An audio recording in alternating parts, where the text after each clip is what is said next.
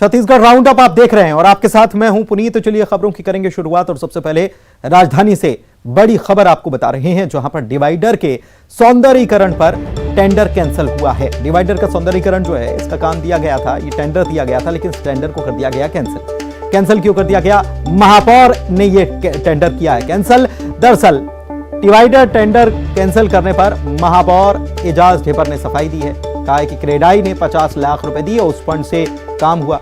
नगर निगम ने भी टेंडर जारी किया, लेकिन काम पर उंगली उठाई जा रही है और इसीलिए यह टेंडर कैंसिल कर दिया गया है। इसके साथ ही एक जांच समिति भी बना दी गई है मेयर की तरफ से। 3 अधिकारी इस जांच समिति में रखे गए हैं जो जांच करेंगे। उन्होंने यह भी कहा कि हमने नगर निगम का पैसा बचाने का काम किया है। CSR फंड से पहले भी रायपुर में चौक बन चुका है।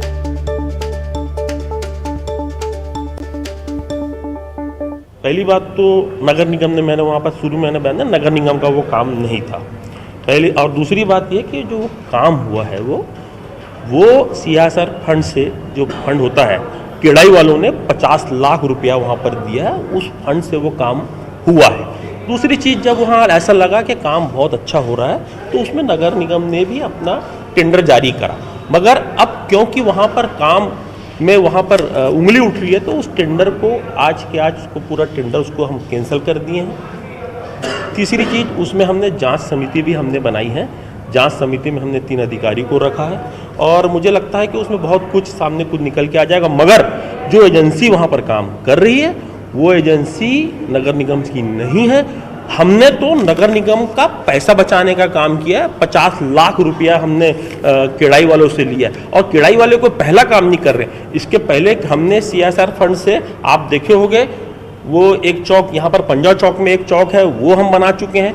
एक चौक अभी पंडरी में नरवा गुरुआ बाड़ी करके वो चौक पूरा तैयार है। तीसरा चौक अभी आपका जो शास्त्री बाजार है वहाँ बन रहा है। तो ये हम पहला वो नहीं कर रहे, हम तो नगर निगम का पैसा बचाने का काम। देवव्रत हमारे सहयोगी इसी खबर पर हमारे साथ जुड़े हुए हैं, उनसे बात करते हैं। देवव्रत, महापौर इस मामले में पूरी सफाई देते हुए नजर आए। उन्होंने कहा है कि CSR मद से ये बन रहा था, 50 लाख रुपए की राशि से ये बन भी रहा था। हमने फिर टेंडर भी जारी किया, उसमें शिकायतें हुई, गड़बड़ी हुई, इसलिए टेंडर कैंसिल भी कर दिया, जांच समिति भी बनाई गई। लेकिन सवाल फिर यह है कि जब काम इतना अच्छा हो रहा था तो फिर टेंडर बुलाया क्यों गया? टेंडर बुलाया गया, फिर उसे कैंसिल किया गया, कैंसिल किया गया, अब जांच समिति बनाई गई, जांच समिति जांच करेगी। इतना लंबा समय, ये चीजें उलझी हुई क्यों? सीधे सीधे जब साफ नजर आ रहा था तो इसको टेंडर को बुलाने की जरूरत नहीं थी। जी, सबसे पहली बात ये है कि महापौर ये दलील दे रहे हैं कि ये जो पूरा काम है वो नगर निगम की एजेंसी ने नहीं किया है और सौंदर्यीकरण जो है वो CSR फंड से हुआ है और क्रेडाई ने ये पूरा काम किया है।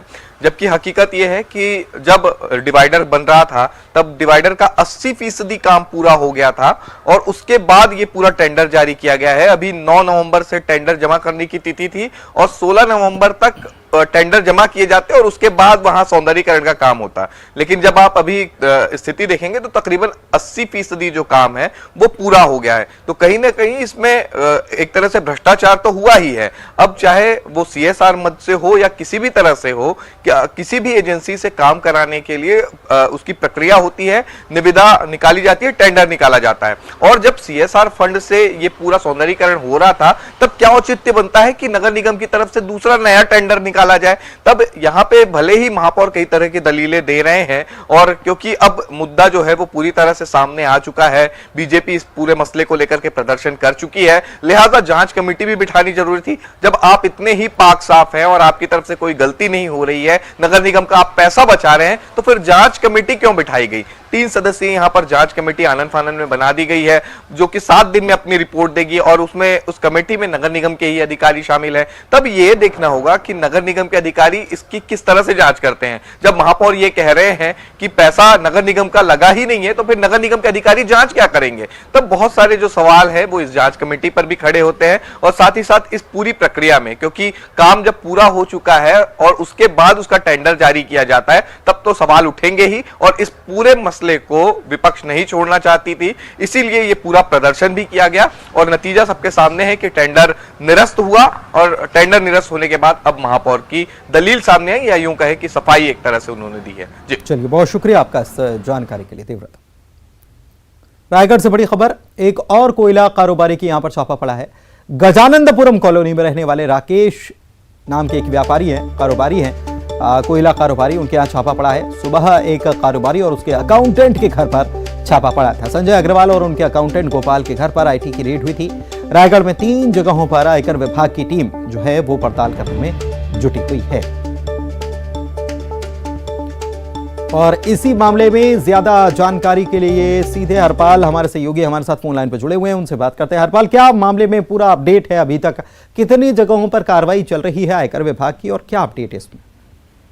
जी, रायगढ़ में आयकर की 3 टीमें अभी जांच कर रही हैं। सुबह संजय अग्रवाल और उनके चार्टर्ड अकाउंटेंट के यहाँ पर छापा मार कार्रवाई की गई थी, जहाँ पर फाइलें खंगाली जा रही थी। इसके बाद जैसे जैसे समय बीतता गया, दोपहर में करीबन यह बात सामने आई कि चार्टर्ड अकाउंटेंट और संजय अग्रवाल के साथ ही एक और कोयला कारोबारी है राकेश, इनके यहाँ भी आईटी की टीम लगातार जो है फाइलें खंगाल रही है। आईटी की टीम राकेश के साथ जो है इनका जो कोयला कारोबार है उससे संबंधित फाइलें खंगाली जा रही है। इनके भी घर और जहां पे इनका दफ्तर है वहां से फाइलें अभी खंगाली जा रही है। अभी तक यही सामने आए हैं कि राकेश के जो चार्टर्ड अकाउंटेंट हैं उनसे भी पूछताछ के लिए इनको फिलहाल बुलाया गया है। इनके घर तक आईटी नहीं पहुंची है, लेकिन रायगढ़ में सुबह से ही कोयला कारोबारियों के ऊपर जिस तरह से आईटी की टीम छापेमार कार्रवाई कर रही है, तो रायगढ़ के अन्य जो कारोबारी हैं उनके भी हड़कंप मचा हुआ है। क्या शिकायत मिली थी?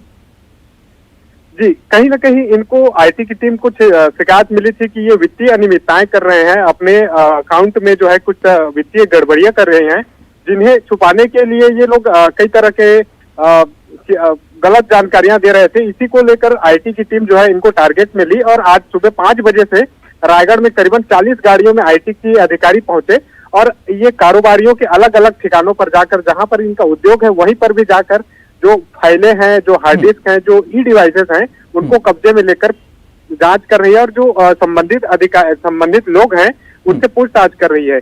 जो लोग आप इस खबर पर नजर बनाए रखिए। फिलहाल बहुत शुक्रिया आपका हरपाल।